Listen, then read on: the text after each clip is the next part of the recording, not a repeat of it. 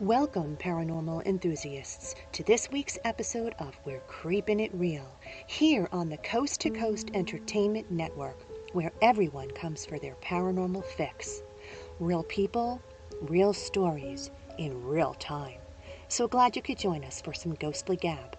I'm your host, Eleanor Wagner.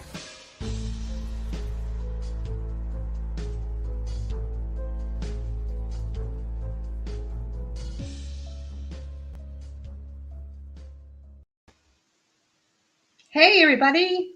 Give a hello shout out to our coast to coast techie, Chris Mabry. He'll be working hard tonight to help us run smoothly. And I got some great news. Coast to Coast Entertainment Network is now on Amazon. That's right. If you, as a listener, have this wonderful app, you can watch all Coast to Coast's live programming directly from the app. And you can even go back and watch previous episodes. If you don't already have the app, I suggest you go and get it. But wait until after tonight's show because you don't want to miss what I have in store for you. I'm so excited to introduce today's guest. I've had the pleasure of working with him on a personal level, and I've had him as a guest on my Strange and Scary World podcast out of the Paranormal UK radio network. He's a professional entertainer who hypnotizes his audience into doing some pretty crazy things, but he has a passion for the paranormal and investigating haunted places. Please join me in welcoming Michael Mesmer to the Creepin It Reel Vault. Hi, Michael. Welcome. Glad to be with you guys. Thank you for coming. Sure. Do you recall what your first paranormal encounter was, Mike? It was, before I really got my voice back. I don't know why. Maybe Chris can deal with it. An echo? Is that what you're saying? Yeah. Okay. So I'll ignore it and just continue. So anyway, I actually, had paranormal encounters long before I became a professional paranormal, person that went into really seriously going into it, becoming a ghost hunter. When I was young, a lot of things happened to me, and in particular, some things happened to me when I was an adult as well. Overseas, when I was on cruise ships. Also, I ran into, I could tell you a lot of stories that are fascinating, but it actually started with my grandfather. He was the one who was the first one that really experienced a lot of paranormal activity. He was a coal miner for 55 years in the mines in West Virginia. And he had really some unbelievable experiences. He would call them angels. We might call them spirits. But he was, for instance, one time he was down in the mines and he was mining and an angel appeared to him. And the angel said to him, you need to leave now. Well, you just didn't leave your mining job because at that time, you were part of the, you had the store that belonged to them. Where you live belonged to the mines. Everything belonged to the mines. So you're really just making money and paying them money back for living and everything. So you didn't leave your job because you could lose it. So anyway, he thought that seeing the angel, it was so powerful, he left. And just a few hours after that, first he came home. My grandma said to him, "Why did you come home? You're not sick." But he said, "I had to. The angel told me to." And then what happened was a couple hours later, they found out the mine had collapsed and the miners had died. And so they went back and saw all the miners laid out on the street, all of his friends and his fellow workers. And had he stayed and not listened to this angel telling him to leave, he would have been one of them. Wow. That's amazing. Wow. So he trusted in that guardian angel or whoever it was that came down to tell me he had to leave. Yeah, and that was the only time that he had that kind of an encounter. So I grew up kind of around that kind of mentality, about the supernatural and about, there's other things I can tell you. They'll all be we'll be talking about later in my book. There'll be lots of stories, but that's kind of as I look back, that's kind of the starting point for me. Of course, I got fascinated by the supernatural long before that because I was a big fan of classic monster films and all of that. So there was a lot of that in those films, Dracula in particular with Bela Lugosi.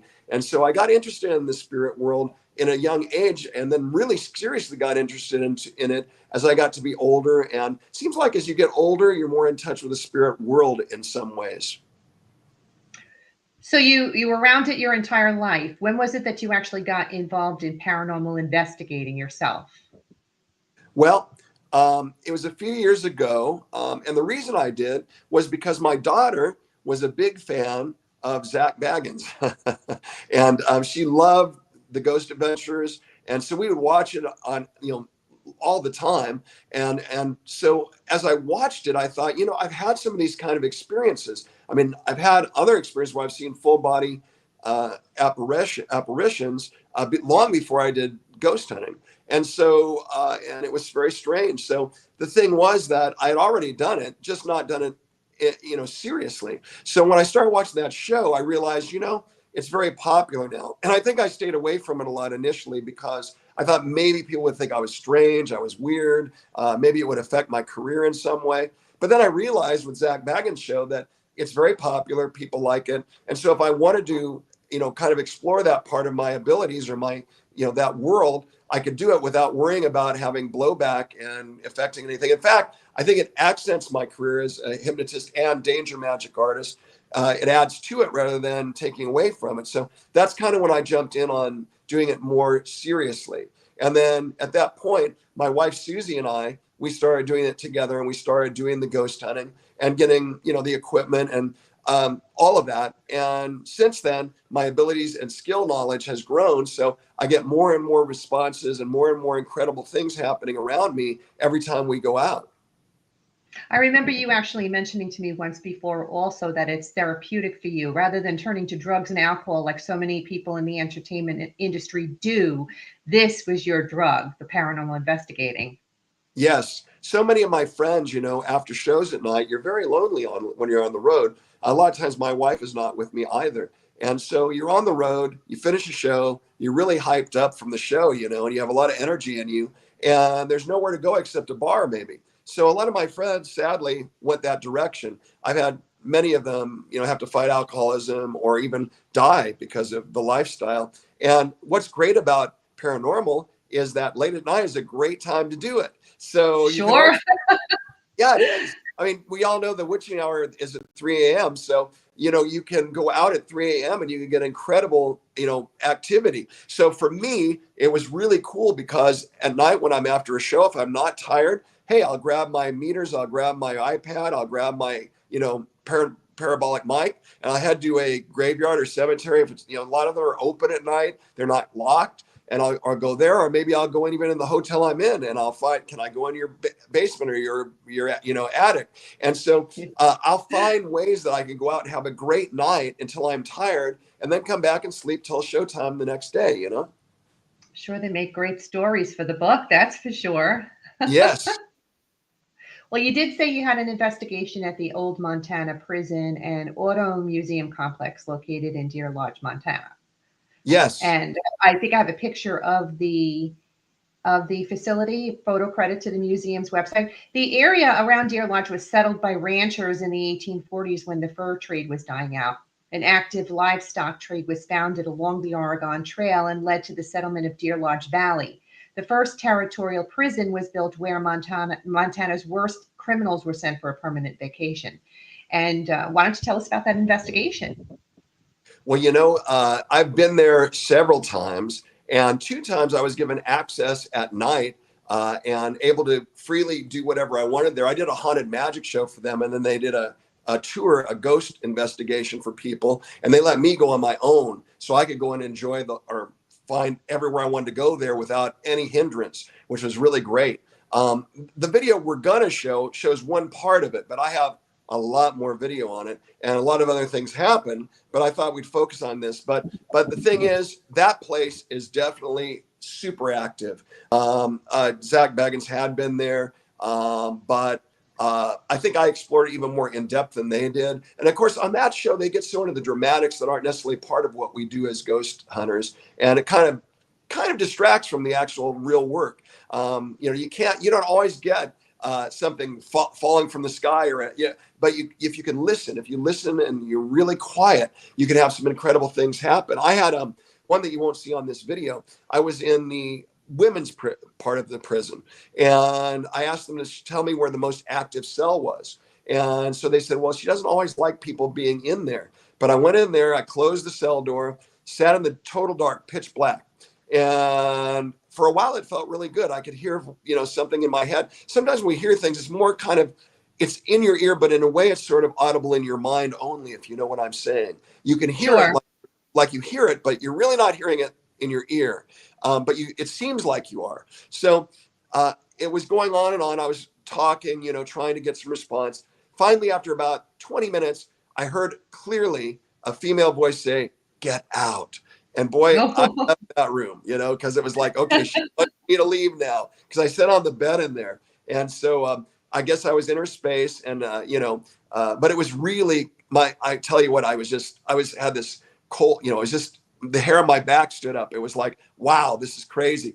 But that was one thing that happened in there. So many other things. When I was doing the ghost show, the haunted magic show there, which I do occasionally as a pair with ghost hunting, to do an event for people. And we do, some really cool spooky things in the show.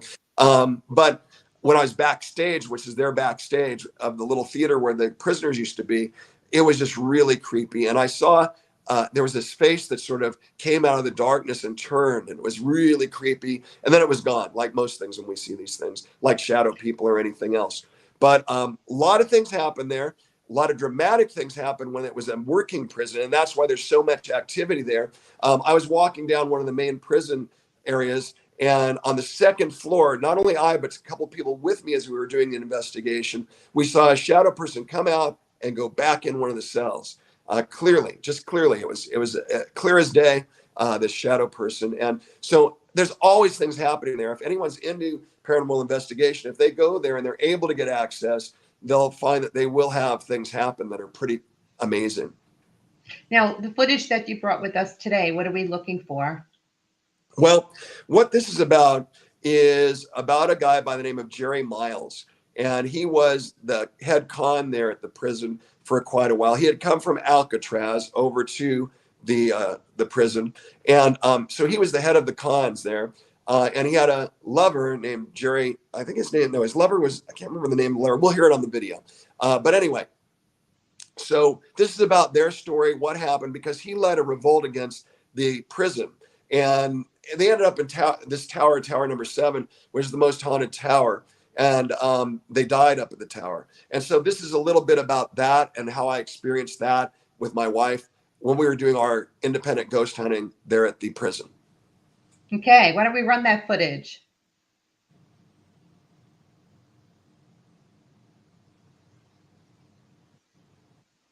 Sounds good. The magic.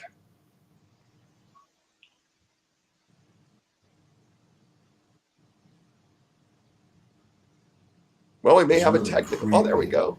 I don't know what it is, but it's freaking me out. The people that work here, and that thing I had where there was a little guy with rat. Hi, Lynette, with the little rat feet and the little face in the cell. Well, it was for an art exhibit, right, Lynette? Mm-hmm. But what happens is she's telling me something about it. Tell me, Lynette. So the nest behind the rat has gotten bigger. Isn't that right, Sam? Yes. So that's crazy. The artist we finally found, he's actually a pretty dark artist.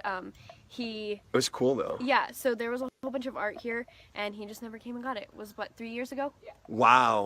Well, that's cool. It's good for the prison. It's kind of neat to be there. Yep. Well, thank you so much, Lynette. Yeah, it's awesome seeing you tonight. You too. So I'm here with Samantha now, and they're telling me more about the rat guy in that and what happened with the art exhibit. So you were saying that it would have to do with a dream of someone's or a nightmare. Yes, it was a nightmare. It was Jerry Miles, who was the head con boss, and he got stripped of his con boss status from Warden Powell. Oh, wow. Well, anyway, he basically learned how to start a riot in Alcatraz, and when he came here, he basically knew how everything ran.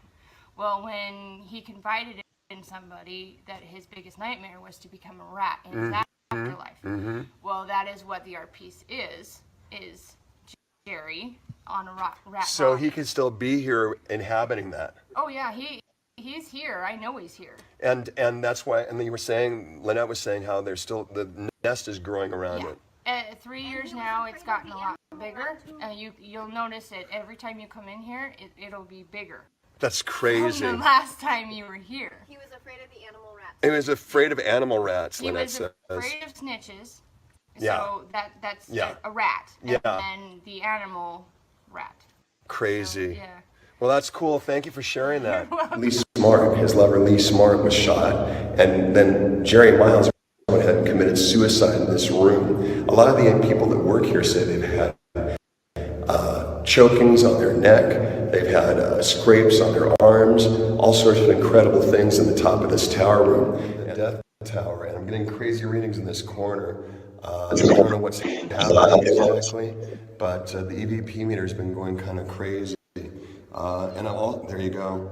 And this oh wow, it's going up to 101. This is maybe exactly where Lee died, in the death tower. I get a creepy feeling here on my back. My arms are very cold right now. I don't know what it is, but this keeps going off insanely. So this may very well be the spot where Lee was killed, in the death tower. Lee, we thank you for responding to our requests.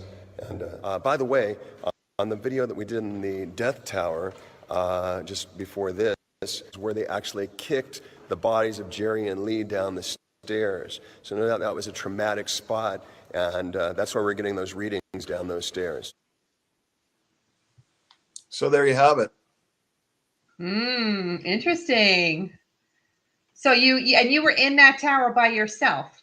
Yeah, my wife Susie and I. Yeah, she was my video person, Right. and just us up there. The stairs are very precarious. They're kind of falling apart, and it's very tight stairway. They let very few people in there because it's literally dangerous. And what happened was, why it's also damaged, there's one wall that they had to fill in because they had to shoot a kind of what would be like a cannonball up there to kill or stop the riot. And so a lot of trauma up there. But I had no idea that exactly where those readings were going wacko was exactly where they kicked them and rolled both Jerry and Lee down those stairs after they essentially murdered. Well, what happened was Jerry by mistake killed Lee. He didn't know, didn't want to, but with all the chaos and the guns going off, he actually shot his lover and killed Lee. So, oh, wow. Isn't that insane? So then he Yeah. was killed by the guards when they finally stormed the tower, which is called the Death Tower. And it was really an active spot. There was things in other parts there too, but I just want to keep the video kind of short, but it was really, I could tell you, it was like electricity coming through my skin at that spot. It was just unbelievable. Now, do you have a place where people can go and watch your videos? Because I know a lot of the times when I tell a story or have something that attaches to a story in one of my books, I allow them to go to my website to actually listen to the audio or watch the video. Can people who read your stories go to the website of somewhere to watch the footage that you've just shared with us in the longer form? Well, I have longer form videos on my YouTube channel, Okay. But again, I mostly post them during the summertime when I'm on tour, because that's when I do most of my investigations when I'm on the road. So there's new ones every now and again. But right now I think there's about 8 on there, maybe, of my more important investigations that were more active. You even got a great orb photo from that investigation. I saw that picture, and that orb is amazing. We have it to share with the audience today if Chris can put that up. Yeah, great. Yeah. This was the most amazing orb shot I have ever encountered.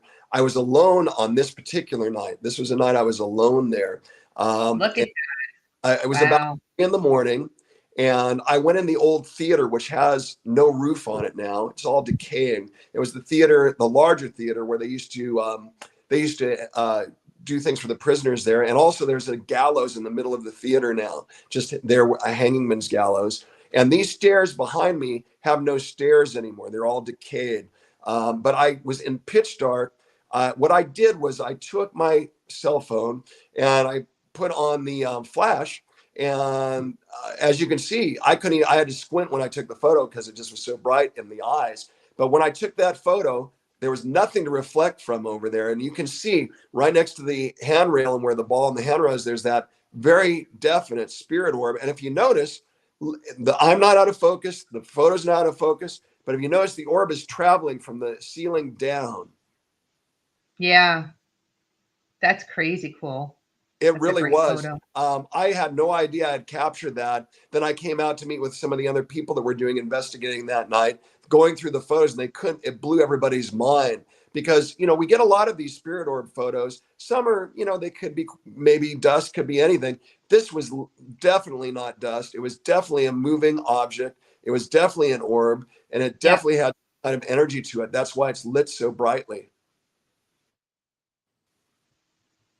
wonderful. Thank you for sharing that. I was just thrilled to have that photo. I'm just so glad I have it because I have many others, but that was just the definitive spirit orb photo for me. And so Sure. much drama happened. I love it. Go ahead. Love it when I love it when everybody gets that one photo. You know, it's like, ah, that was a great shot. It doesn't happen all that often, but when you do get one, it's amazing. Well, and with the hangman's noose and hangman's gallows in there, I'm sure it's just brought a lot of energy in there that, you know, I don't know. I couldn't really find out much about the gallows. They did hang people there. So it might have been a recreation of that. But either way, even if it's a recreation, it would still draw Oh, that, sure.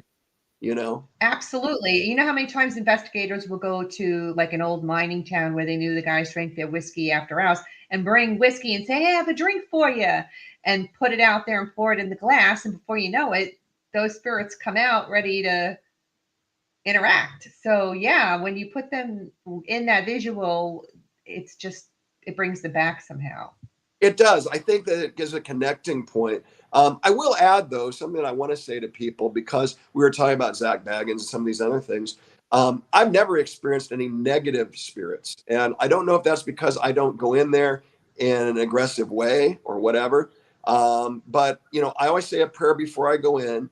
And then when I leave, I always tell everybody, I'm glad we got, you know, to visit with one another or experience each other. But this is your home. And now you need to stay there. And I'm going home. But I always say a prayer for everyone that I encounter, that they can find peace. But I think maybe it's the attitude I have, and we have, my wife and I, Susie, when we go into these places, because we go in there in a positive, helpful, kind way. And I've never had all these things that I've seen demonic kind of activity that we see on some of these TV shows that are dramatic, where people are getting scratched and hurt and pushed. I've never had that happen. And I've been in some of the most, well, what you might call violent areas. I mean, a prison, nothing much more violent than that. So Yeah. I think that for me personally, I don't know what it is. Maybe it's my grandpa's my guardian angel. He travels with me in those places. I don't know. But I will say that I've never had any negative responses from spirits or ghosts. And that's why I enjoy it so much, because I like talking, or, you know, being able to maybe help them to understand where they're at, maybe help them to move on, whatever. But I like that. And I look at it as a positive and not a negative. And so I've never had a negative experience to this point anyway. I'm the same as you. I agree with you 100%. It's total respect for the spirit. We're in their place and we need to understand that. So I'm with you that. I know you said you've been to the Clark Chateau in, is it Butte, Montana? Is that how you pronounce it? And I have a picture of the building, credit to the Clark Chateau website. The Clark Chateau was built by a copper magnate, William A. Clark, for his oldest son, Charles, in 1898. The Clarks lived in the home for a short time before Charles snuck away in 1903 following bribery charges with a judge in a mining suit. After the death of Catherine Clark, the house was sold off. With 26 rooms and over 4 floors, 7 fireplaces, this 13,000 square foot building is extraordinary. I would love to get in there. It's beautiful. What happened while you were there, Michael? Well, you know, I was there sometimes when I pair up with paranormal societies. And when I'm in Montana, generally, I pair up with Elise Adams and the Bozeman Paranormal Society, which are very good. If you're ever going up there to ghost hunt, want to get all the good areas and learn where the hot spots are, they're on Facebook and you can contact them. And it really helps move ahead your investigations because you already have a roadmap to help you. But Elise is great. But anyway, we were up there, and actually, a long story, but I can make it shorter. But when you watch the video, I guess I'll do it backwards. I think we should watch the video first, and then I'll give some clarification of what you're seeing. Now, once again, with this video, it's not everything that happened on that ghost hunt. It's Sure. It's a specific story plot that happened, and I'll give you the relevance to it after we watch it. But pay attention to it. Pay attention to the name of the spirit that's trying to contact us, and then I'm going to give you a really interesting story that will just really lock it all together, and may even give you a little chills when you hear about it. Okay. All right, Chris, you can run that footage. Of course, I love video, but we always know not every group, and we're getting some interesting readings here on the piano in the Clark Chateau in Butte, Montana. So check this out. As you can see, we're getting a lot of activity at the piano, almost like it's playing a ghostly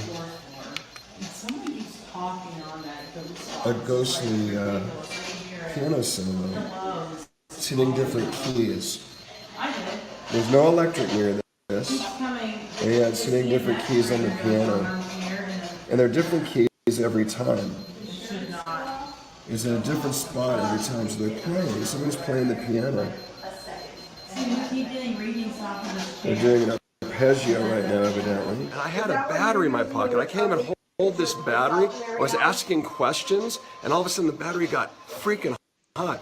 My whole leg was getting warm, like it was going on fire. I've never had this happen before. It was just a typical 9-volt. It wasn't touching anything, and it just got hot all of a sudden when I started asking spirit questions. Kind of crazy, right? Yeah.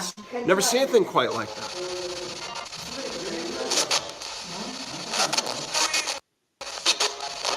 What are you trying to tell us?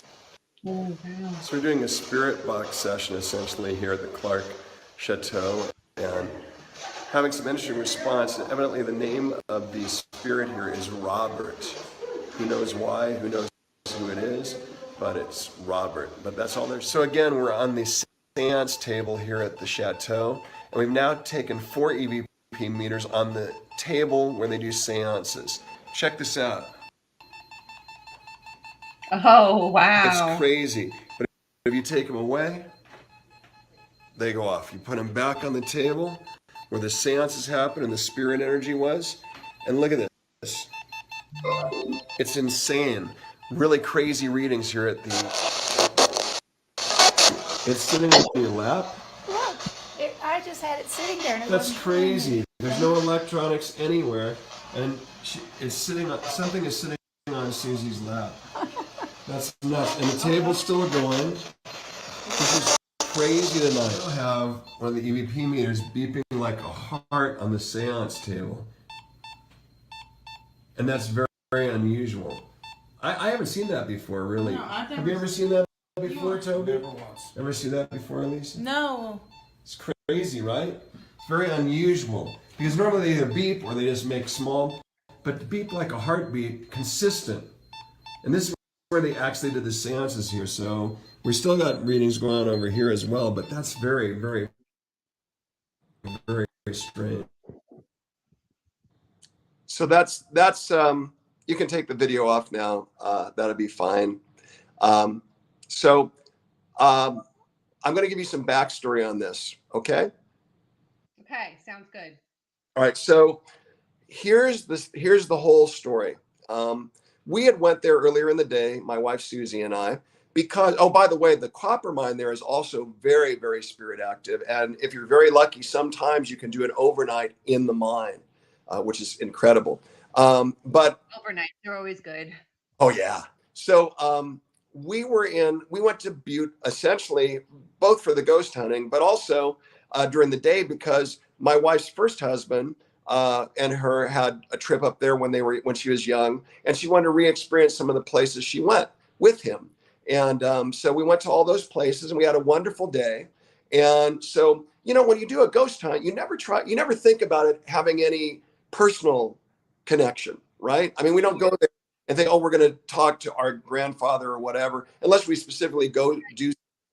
So when we're ghost hunting, it's just a general ghost hunt, and we're looking for evidence, and we're very scientific in most respects. So what happened was that we were spending the day there. It brought back a lot of memories of her first husband, who had passed away many, many years ago. In fact, I had known him because he did sound for me at a fair when I was younger. And then, and I met her at that time, Susie, but it was many years after that, Susie and I connected after he passed away. But the thing was, we were having kind of a day in celebration for her and her first husband and having all those memories, you know? And Sure. so we went to the chateau, and while this was all happening, we didn't even connect it. But her first husband's name was Robert. Oh. And when he was young, his mom always tried to make him play piano, which he disliked. Ah, okay. And later on, when we were in the other room with checking, listening to the spirit box, he said his name was Bob, which is what everybody called him, was Bob. And then when we had the thing going on the table with the heartbeat, he died of a heart attack. Hmm. And if you recall, we sat a device in Susie's lap and it was going off because he was evidently trying to make connection with her and sitting on her lap. Sure. And so then we went up in the upper room that I didn't show, and someone was using dowsing rods, and they were looking for. They didn't know who Susie was because these were strangers, And so we're up there, and a lady, she was using dowsing rods, and it led her to my wife. It said, "Is your name Sue or Sue or something?" And he said, "Yeah, Susie." And so they didn't even know who she was. So he was even trying to reach her at that point as well. So it was. Wow. So isn't that an amazing thing? That It's wonderful. yeah, See, for me, I consider that, I don't even consider that a haunting. That's a visitation for me. Like yeah. your deceased loved one is coming through to you. And he used every means that he could to get her attention. That was really wonderful. I love that.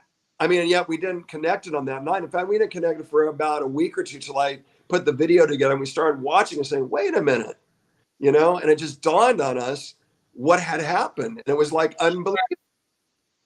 But even still, even though you found out a week later, he knows that you know. He Oh knows yeah, that he made that connection and that she knows he's okay and that he was letting her know that. And that's just wonderful. I love that. I actually, in one of my books, my second book, I actually wrote a chapter on visits from deceased loved ones because people love those stories. It's not necessarily a haunting, but it is a visitation from somebody. And a lot of those stories are very poignant in how they get your attention, what they do to let you know that they're okay and they're there. And it's just wonderful. That's a great story. it taught me a lesson too, that when I'm on these ghost hunts, don't always think that I'm going to encounter strangers that are coming from the other side. It could be people that I know. Absolutely. And we did an investigation one time where the people thought the activity in their home was a haunting. And the reason why they assumed that it was because they had found a random gravestone on their property. Wow. And it didn't look like it was where it was supposed to be. So they thought maybe that was what was causing the activity. And after we did the investigation, we ultimately found out that it was their deceased loved one, the brother of the man who lived in the home. And ironically enough, which they didn't make the connection at first, we had scheduled that investigation the week before, and they canceled for whatever reason to the following Friday. And when we went that night, not making the connection after we realized who it was that was trying to get through, that it was the anniversary of his death. So it was Wow. they were started to make all the connections. Oh my gosh, why didn't I realize that this was him? So yep. And that usually happens, birthdays or something significant like that. And I really feel like it was meant for that to be canceled and rescheduled to the date of his anniversary of his death. Yeah. Yes. And in this situation, it was such a happy time when my wife had that trip with her husband up there through those areas. She was pregnant with her first daughter at the time, but they were having wonderful times. They were camping out, doing things. So it was a really emotionally positive and happy time for them. And I think by us conjuring him up, in a sense, by talking about those experiences and visiting those places she had gone with him, and then when we ended up at the end of the evening there, he probably found an opportunity to try and reach out. Yeah, absolutely. Wow, thank you for sharing that. That was great. Sure. And you say you did an investigation in Bannock, Montana. What's so special about Bannock? Oh, well, I like Bannock for a lot of reasons. This was another one I did with Elise and the Bozeman Paranormal Group. We also had another member of the group that I hadn't met till then that was along, Joshua. And he was interesting because he's deaf, but he uses other senses, and he's able to really sense things that you and I could not. He can feel energy on the boards that he walks on in these old mining towns and things. He can feel spots through his body, through his feet, through walking. He can sense things sort of in a way that we in a different area than we can, because since he can't hear, all of his other senses are so finely tuned. So I found it fascinating working with Joshua and Elise that day, and another member as well that was with us. So that was one part of it that made it interesting to me, because he led me to certain areas that were really places I might have not encountered or not have found without his super senses. Yeah.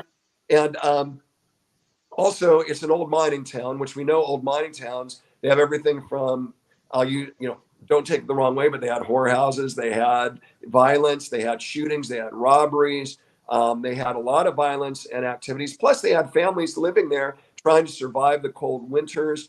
And there was a Native American tribe, that's what it's named after, the Bannocks. And so, very fascinating place to visit. Just to visit, if you don't want to ghost hunt, because it's still intact as it was in those days. They even have the gallows up on the hill up above. In fact, I didn't include this one segment, but when you're in the prison or the jailhouse, it's down the town. The gallows are up on the hill. But when you're in the jailhouse, you can see the gallows about a half mile off from there. So the prisoners that were in there could see their own demise in front of them and what they were going to be encountering. So kind of horrific that way too. Yeah. So it's a really cool place, but again, super active. And again, there was a lot of things that happened there, but I have a few key things that are going to be on the video. Unlike the other videos, it's not a direct linear narrative, but we'll be visiting the church that was there. And then we'll be visiting, which I always find is a lot of activity in churches, a lot of spiritual activity. And because I guess in life, of course, a lot of spiritual activity there in a different way. And then Sure. we'll be visiting the schoolhouse briefly. And I was using some dowsing rods there. And Elise and I had an amazing situation with that. Then we're going to be going to the hotel where a little girl out behind there in the river had drowned, and she haunts that. And I had a spirit encounter using a flashlight, which is always one of my favorite tools. And then we will go from there to the saloon. And what happened? Well, I'll tell you more about the saloon afterwards. You'll see what happens. It's the most amazing spirit activity I've ever encountered in the saloon at the end of this. So it freezes up. We'll have to re-thread it and show it again, because this was the most dramatic piece of spirit activity I've ever captured on camera. Okay, Chris, run that for us.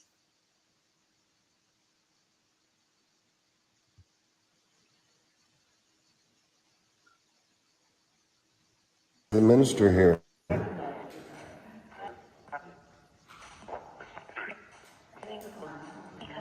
Is there a clergy member here?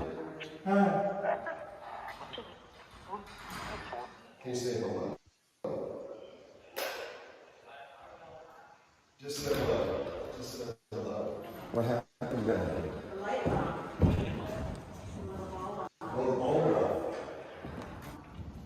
Oh, wow, look at that. There is nothing around there. That's incredible.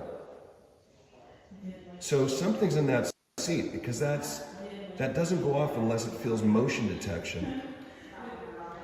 Wow. Look at that. That's crazy. So while we were working the Sono X, Joshua's sensitive ball down here went off. It's right here in one of the seats, and the light went off on it. So there you go. While we were talking to Sono X asking questions, a parishioner must have sat in that seat. So we're in the schoolroom here now, and we've had some energy of a ghost child somewhere in the room. We're using our dowser rods, Lisa and I. We're going to see if we kind of match up. So Susie's going to keep the camera on both of us back and forth, and we'll see what happens. So we'll just see.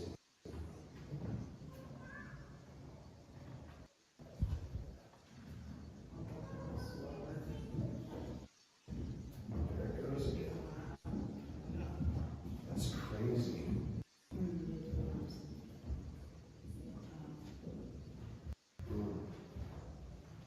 Here it goes. Look, it's going to be the same spot.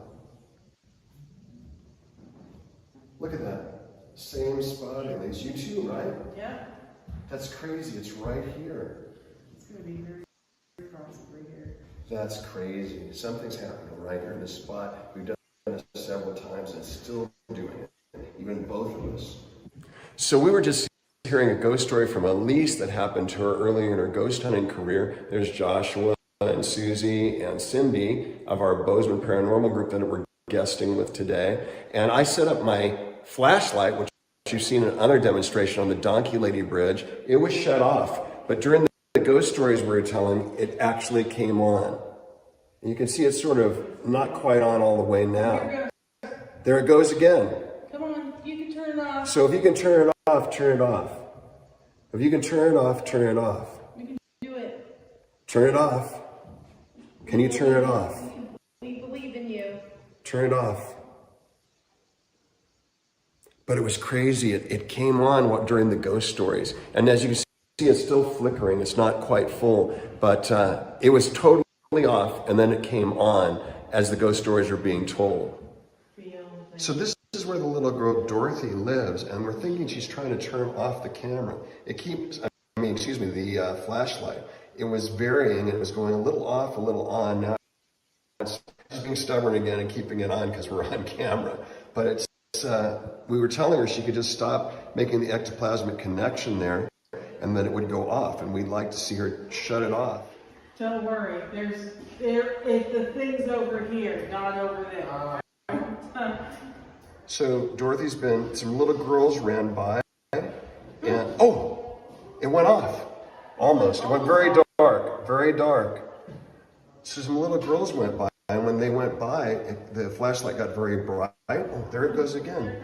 Yes. Amazing. So there is someone here communicating with us.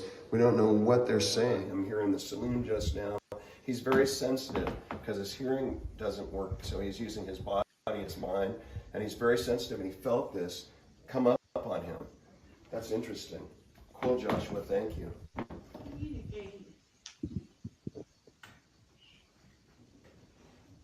We have multiple devices, so you have a lot of opportunity to let us know if you're here.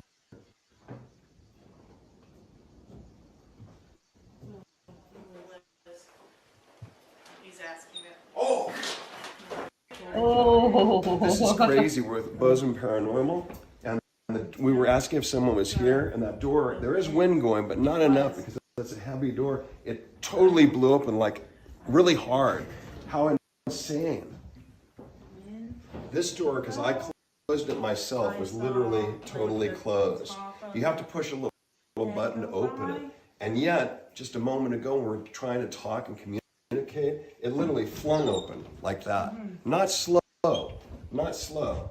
And remember, it was a totally closed position where there's a little lock thing, but it just went violently like that. That's crazy. He's asking it. Oh! That was great. Love it. Great. Yeah, that was great. It's the most dramatic piece of film I've ever captured of activity. I mean, it's just so dramatic. And you know what's so amazing about this? I had never ghost hunted during the day before.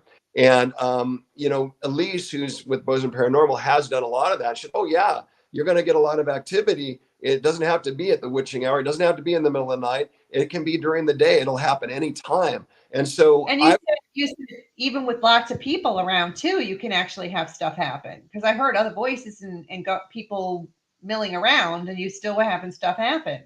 Yeah. In that saloon, we were actually just us, and they were doing investigating in various sections. But in other rooms, we had other people. Yeah.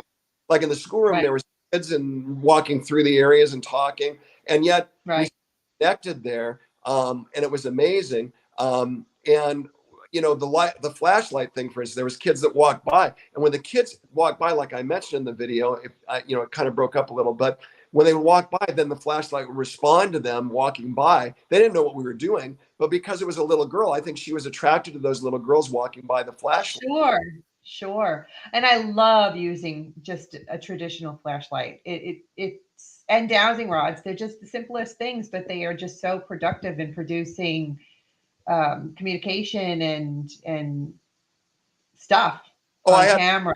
I did an investigation on the Donkey Lady Bridge, which I mentioned on there. And yeah, it was a great tool there to communicate with the Donkey Lady.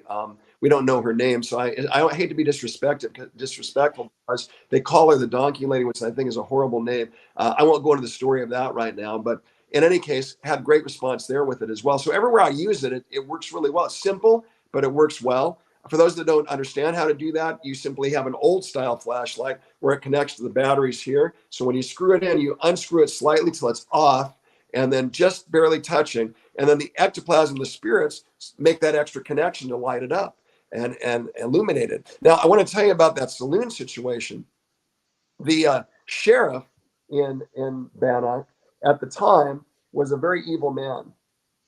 And what he would do is he had a gang that would meet there in the saloon and they'd make plans because when the miners would get a big amount of money, when they'd be leaving town in the stagecoach, actually the sheriff and his men would rob it and steal their money.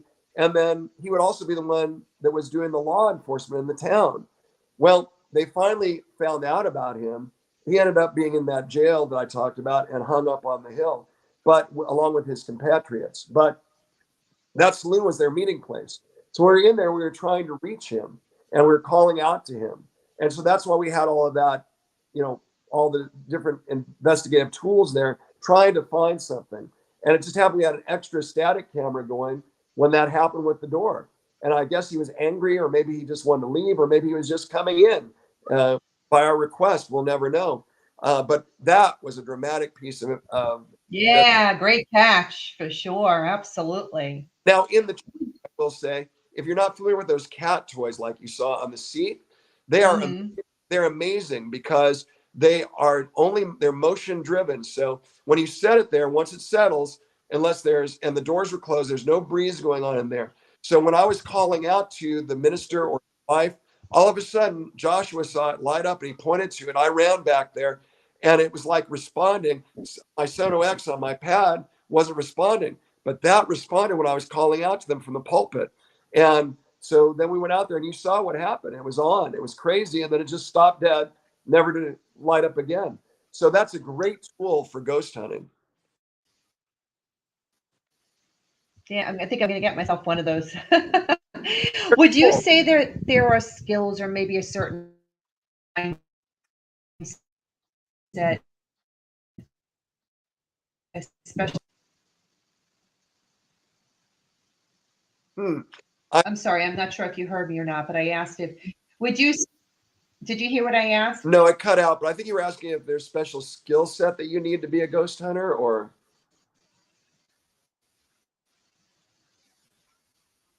I can't hear you. Would you say there are skills or maybe a certain mindset especially valuable? Would you say that there are skills or maybe a certain mindset that's especially valuable? I think it's if you're open to things as far as, I happen to be very logical in my thinking. But I do have a great imagination that things can be more than what we just see in our own front door, But I am very much a Mr. Spock. I have a very logical outlook on. So when I'm out there, it's not that I totally believe in anything unless I see it proven to me. And as we see, I have seen it proven on several occasions. So I guess I have softened even more and I'm more open. And the more open I become, the more incredible things happen around me during these investigations. So I guess it's like anything in life, it's a road, a journey. And the more you take that journey, the more you experience more interesting things along the way. And like I say, we use a lot of tools. Okay, for instance, the dowsing rods, they're a bit more magical in a way, if you want to say that. But then things like the flashlight and the electronics and all that, they're just what they are. They're scientific instruments in a sense. So, and the parabolic mic I find very helpful. Now when I listen to my spirit box, I like to use the parabolic mic at the same time on my ears so I can hear even more specific sounds when I'm on site rather than re-looking at it later. So I think everyone can do it. Everybody can have fun with it. Those that are more open to believing that there is something beyond life will have maybe more connection to begin with. But I think as they go along scientifically, they'll eventually realize there are things happening. As they do, it'll open up more and more, and they'll gain more and more experience and get more and more incredible reactions. Are you skeptical of some of the other groups out there and the proof that they unearth? You know, that's the thing about like Zach Baggins and some of the TV shows. Again, our work is very sensitive. It's very personal. It's very emotional. Um, but I think that sadly, because of TV ratings, when you have to get an hour show every week to have incredible things like that door that you just saw happen with me, but have it on every show every week all the time, I don't think that's possible, to be honest. I think that a lot of that is staged for the camera, but that's okay. It's a great show, and it inspired my daughter and me, so it's fine. But in essence, you and I both know ghost hunting is very meticulous work, and to put out an hour show every week that has amazing footage, probably not. Probably not. I agree. It's entertainment.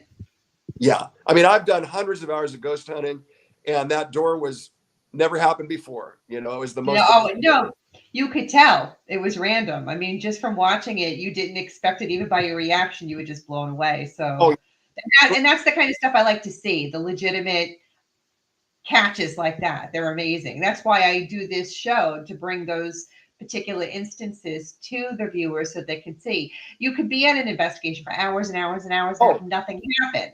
But when you have those catches, it's amazing. Well, you can go to the same location, like you had a great experience one time, and you can go in for 2 or 3 times, never have that kind of situation happen again. Exactly. The spirits just aren't there at that moment, or wanting to respond, or in tune with you, or lined up with what you're doing. And so, even though it's a very active place, you may have one incredible time there, and then maybe never again. It's interesting that way. Do you have a dream haunted spot that you would love to get a chance to go to, that you've thought about? Oh, I've got to go there, kind of thing. I would really love, but they will not let you do it on your own. I'd really love to do the Queen Mary in LA. I always wanted to do that. A few years back, unfortunately during COVID, I was going to be the president of the American Council of Hypnosis Examiners. We were going to have our convention there, and I was going to attempt to pull some strings to be able to do that. But then COVID happened. They closed down Queen Mary. It remains closed down at the moment. But I've always, because I've had incredible spirit happenings on the cruise ships I've worked on, and that'll all be in the book as well. But and that was before I was a professional or semi-professional ghost hunter. But so ships always have incredible spirit activity, but the Queen in particular does, because it was through World War II, and a lot of things happened there. And so that would be my dream ghost hunt, would be the Queen Mary. Yeah, that sounds like it would be a good one for sure. Yeah. Out of the ones that you've already done, is there one that's your personal favorite? Well, all of them have been spectacular. I mean, I've enjoyed every location and learning new techniques to use at every location. Sometimes you have to be sort of on the spot. Sometimes all the things we have don't work, so you try other things, that just come to your mind. And so using whatever, your camera, whatever you have at hand, and try to capture something. So I enjoy every one of them. The old Montana prison for me has a certain specialness, I guess, because it was one of my earliest that I started doing my ghost hunting in proper form. But Bannock was certainly amazing. If I could ever go back there, especially at night, I would love to do that again. Do you have any scheduled investigations coming up in the near future? Actually, not scheduled right now, but I'm going to be going on summer tour with my hypnosis and my danger magic shows soon. And I understand that the grounds at the Wyoming State Fair, the buildings there, because they've been there 100 years, there are a lot of spirit activity I learned from the people that work there. So I'm hoping to go in there a couple days before the fair and spend many hours, hopefully at night, in the middle of the night, doing some ghost hunting there. I'm always open to new experiences. I'm going to be back in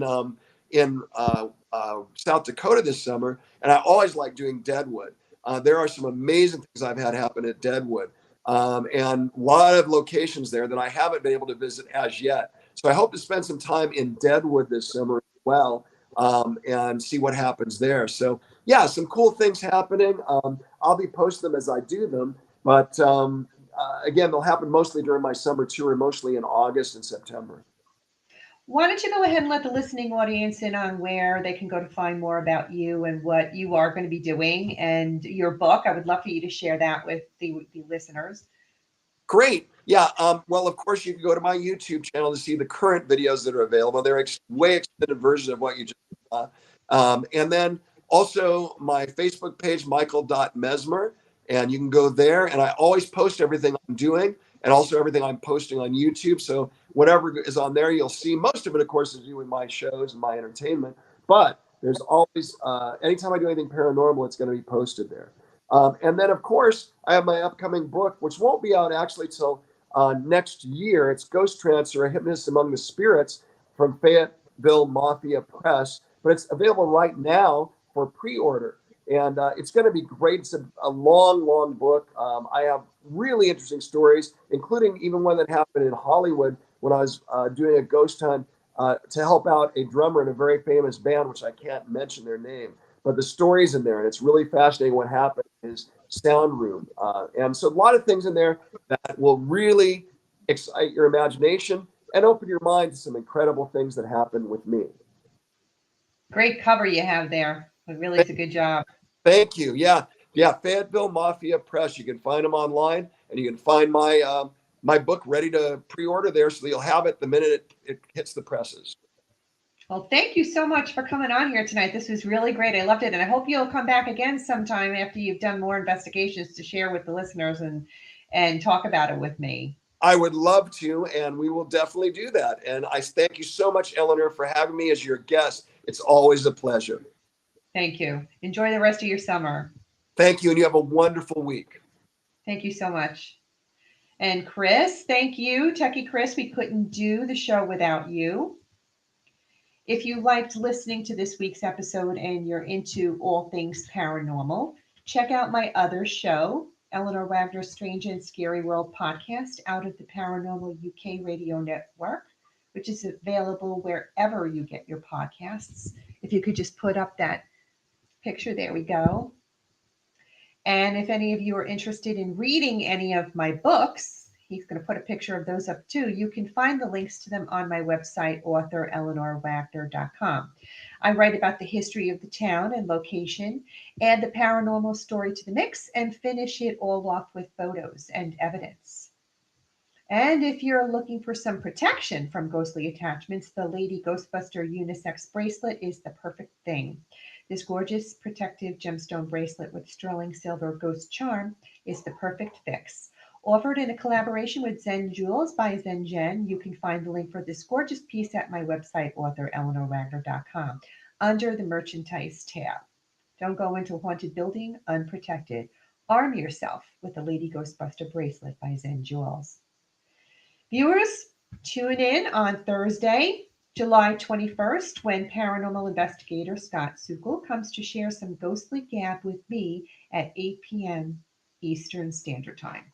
Until then, keep on creeping it real.